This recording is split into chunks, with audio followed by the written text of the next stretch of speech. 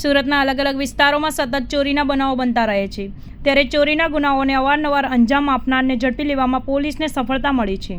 Surat crime branch પોલીસે ઉત્તર પ્રદેશ આગ્રા શહેરના gangster act મુજબના ગુનામાં નાસ્તા ફરતા આરોપીની ધરપકડ કરી છે. આરોપી પરબતસિંઘ દિલીપસિંઘ ડાંગીની ધરપકડ કરી છે. આરોપી પોતે ચાવી બનાવવાનો ધંધો કરતો હતો. દિલીપસિંહ ડાંગી ઘરોમાં રેકી કરી કિંમતી સામાનની ચોરીઓ કરતો હતો.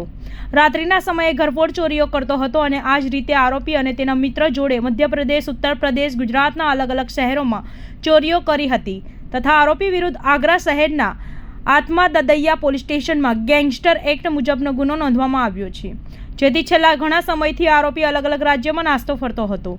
તેની ઉપર 1000 રૂપિયાનું ઇનામ પણ તેની ઉપર 10,000 રૂપિયાનું ઇનામ પણ રાખવામાં આવ્યું હતું. હાલ પોલીસે તેની ધરપકડ બાદ આગળની કાર્યવાહી હાથ ધરી છે. દિલીપસિંહ ડાંગી ઝડપાતા વધુ ગુનાઓનો ભેદ ઉકેલાય તેવી શક્યતા સેવવામાં આવી રહી છે.